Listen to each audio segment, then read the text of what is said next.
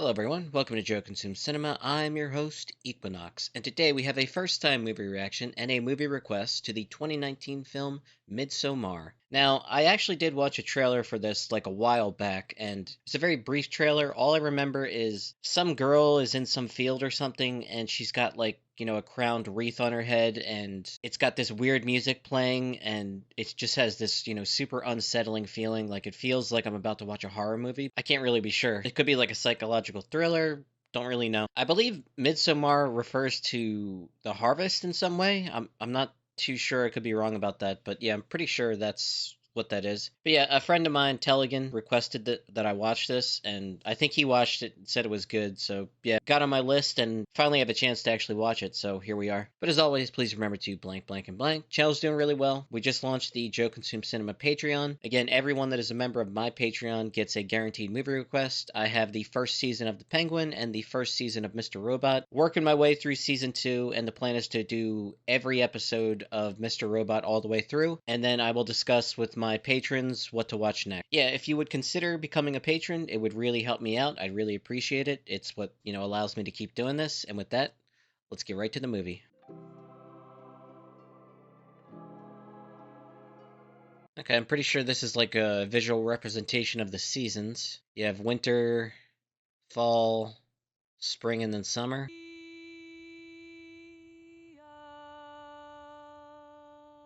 Hey mom, hey dad. She wrecked her car somewhere, killed on impact probably.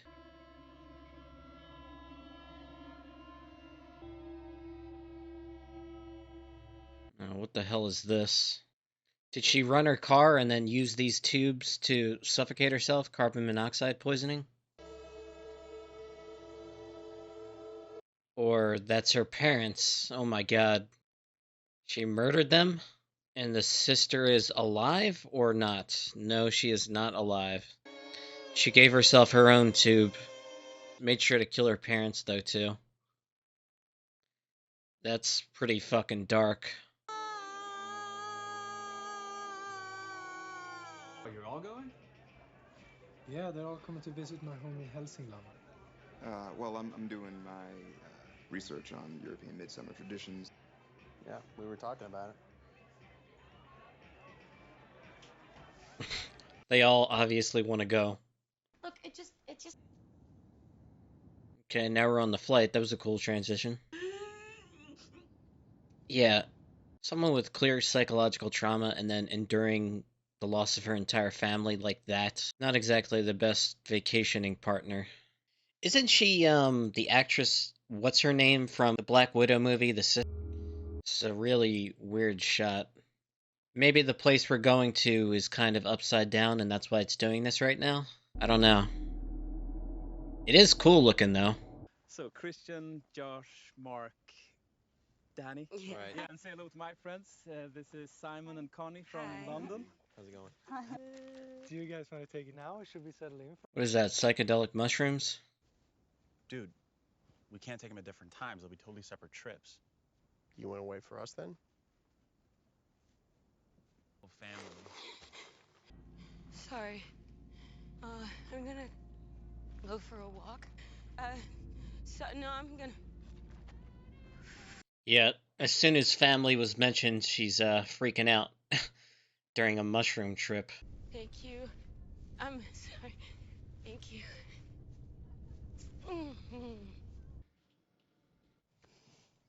Did it get dark at all? For a couple of hours. Not completely. This is a weird place. So far, this place seems, relatively nice and everything, but there's certain things that are just off-putting about it. The fact that it's almost always daytime, it seems, sunlight. I don't think that her psychological trauma is going to be the entire thing this movie. I'm kind of just waiting for the other shoe to drop here. Like, something more has to be going on with this place. These are my family.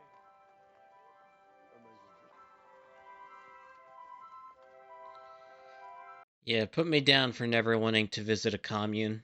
I know certain people find this shit appealing, I do not.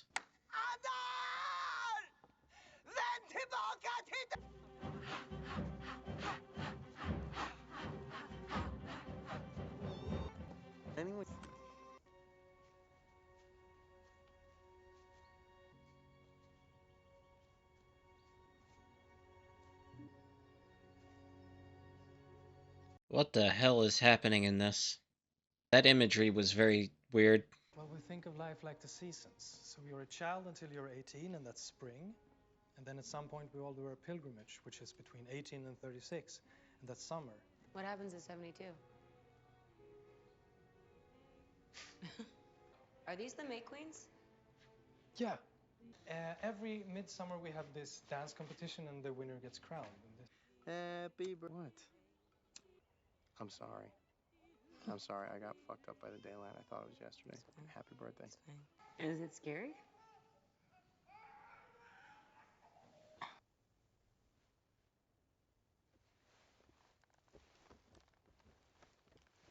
Are those the ones?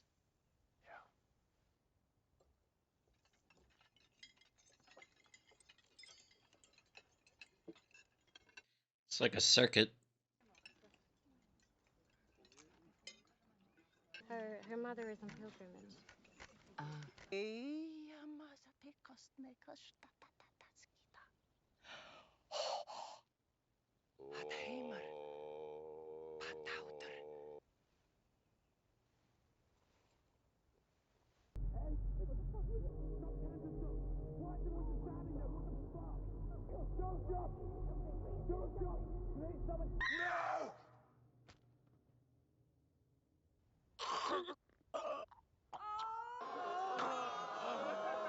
He missed the damn rock and broke his legs. Oh my god, they're gonna crack his head open with the mallet. Oh my god. Okay, this is the part of the movie where all the American characters leave, right? They all get out of here. They go bye-bye. Auf Wiedersehen. Never coming back to Sweden ever again. That's it. Goodbye.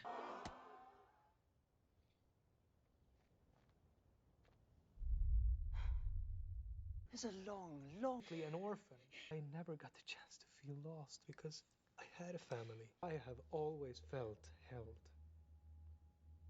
A real family. He's my good friend and I like him, but Danny, do you feel held by him? Does he feel like home to you?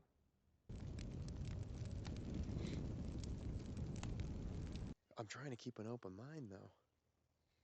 It's cultural. We stick our elders in nursing homes. I'm sure they find that disturbing. Is she dreaming? Because she was in plain sight and they're just passing by like...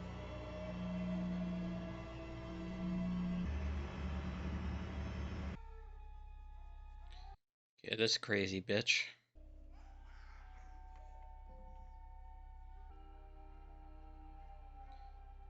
Saw whatever that was. I didn't know it was special.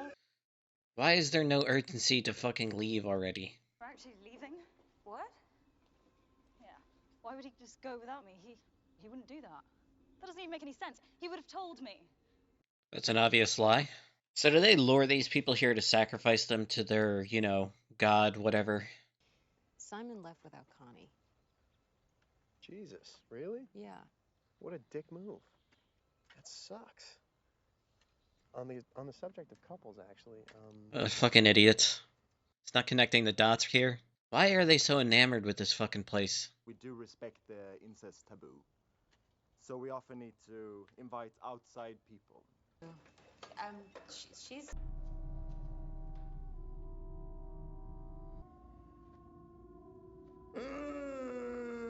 He got turned into like a zombie to mate with. So it seems pretty obvious at this point. Part of the reason that they bring these people in is because they need fresh genetic material, avoid inbreeding, because they're a closed community. Yeah, but Mark wouldn't have done this.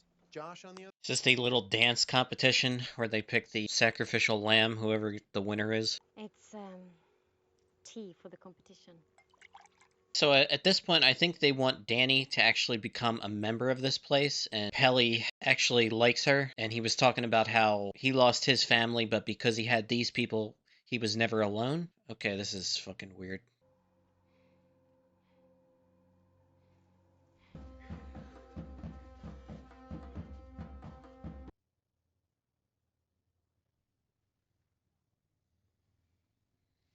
Okay, so they obviously want to breed him with the redhead. I think that's where things have been headed for a while.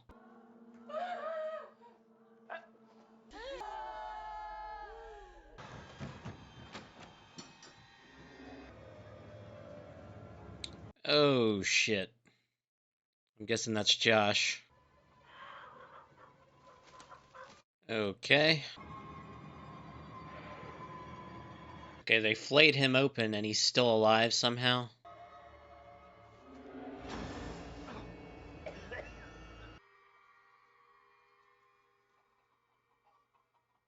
That was actually a cool shot, how he closed the eyes like that. Okay, we've come full mask off. Hi. Hello, there you are. You can't speak? You can't move? As an offering to our Father, we will today surrender 9 human lives. Pella?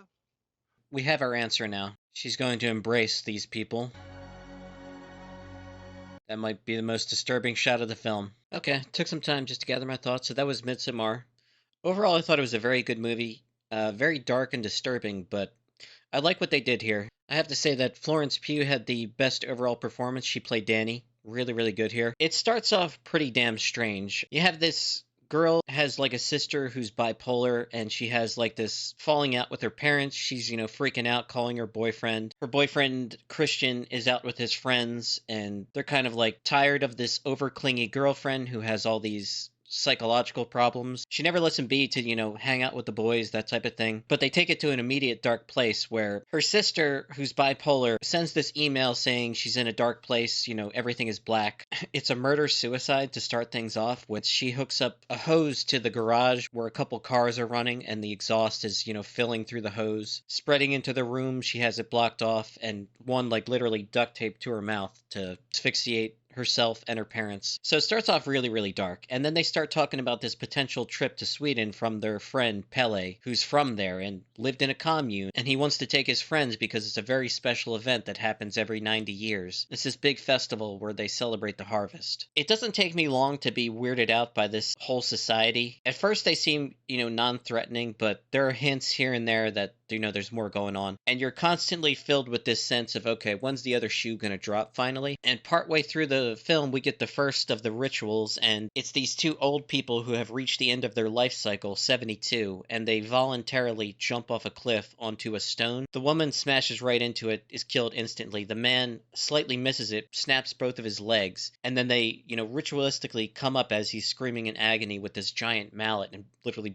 take turns bashing his head in. At this point, any sane person is like, I need to get out of there. But these people, for whatever reason, it's so easy to talk them into staying. Christian and Josh are focused on, making this place their thesis because they're just enamored with this, culture and how different it is from theirs. They accept that song and dance of, oh, we view death differently, and, these people were happy to end their lives this way. It's much better than, staying in a nursing home and, slowly rotting away like, we do, that type of thing. And they immediately bought that song and dance. You see this great imagery throughout the film, representation in this tapestry of like the story of what's about to unfold. You see the bear that's being burned, like a sacrifice. You see a woman who becomes enamored with this man. She like seduces him with sorcery, cuts up pieces of her pubic hair, puts it into his food, puts her, vaginal blood in the drink that he consumes, and it like hypnotizes him, turns him into a zombie. And we see that happen in the film with Christian. Obviously, the whole concept of this movie is, pretty nuts, off the wall. There are communes, there are, different eccentric cultures out there, and they all have customs and traditions that are pretty unusual to us as an American. One of the things that I love best about American culture myself is the fact that we're cultural thieves. We take what we like from different cultures and we throw away the rest. So it's just this, giant hodgepodge of different things, and depending on where you are, you can get different things. This is just a really extreme example of cultural differences taken to an insane level. Pelle talked about how his parents were killed in a fire, and despite this, he never felt the loss because he always had someone. He always was with this community, and he's trying to like seduce Danny in that moment to join them. And I think it was set up so that she would win that whole dance competition to crown their May Queen, because they saw what she was about and they wanted her. I don't know why exactly. I think it might have something to do with how strongly she feels about things, and it's to the point where she can't even contain her emotions. They like that part of her for some reason. They had plenty of warning to get out of there. A couple of people that were there tried, and once it got to that point, they started taking care of them. You saw pretty gruesome stuff. The one guy got flayed alive. Josh ended up buried his foot was the only thing sticking out after he got his skull cracked open. Was taking pictures of their holy book, even though after he was told, don't do that. But yeah, I think one of the weirdest things about this movie is it has an A24 feel, but it's not an A24 film. It was definitely a ride, that's for sure. Partway through, once, it's clearly established that something's off, I was kind of wondering, what route are they going to go here? Are they going to go, Danny, is ultimately the one that does them in? Because it seemed at one point, once she became the May Queen, she had a certain power over them. And I was wondering if she was going to use that in the end to, exact some measure of revenge, destroy this place, but they don't go that route. Instead, pretty clever manipulation on their part. They take in these outsiders for a bunch of different reasons. You saw in the case of Danny, where she becomes a member of the group, and you saw in the case of Christian, where he gets used strictly for breeding purposes. They need, outside DNA because they're this closed community, and if you never expand or never bring in, an outsider, you're going to end up with incest, and it's going to destroy the community in the long term. So that's why they bring in these people from the outside, breed with them, and then this gives, enough genetic difference so they can continue their community. It was interesting how their prophet was inbred. I forget the character's name, but you saw him throughout the film. He's the one character in the group that's specifically created through inbreeding. They believe gives him, some kind of connection with their god. They seem to worship the sun, or what's his name? I forget what they said. Back to the clever manipulation. You saw how Christian was used for breeding purposes. Danny saw it, freaks out, and there's that weird scene where they're all screaming like in unison together. They let her choose the final ninth sacrifice between Christian and some other guy. I laughed out loud when they literally, drew it from like a lottery pinball machine thing.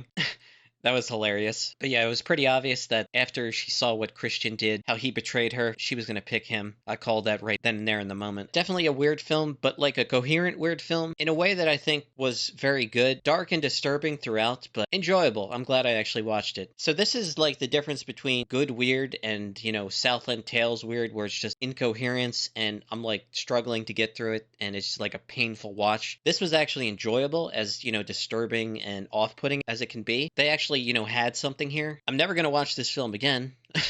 That's for damn sure. That's part of the allure, the first watch. It's one of those films you watch one time and you're done with it. It was very good. I did enjoy it. I liked Florence Pugh's performance the best overall. The other characters did a good job, but she was the one that was really, driving things. Yeah, she was just, putting everything she had into this, and it was very good overall. But yeah, I can't think of anything else to say. So as always, thanks for watching, and peace.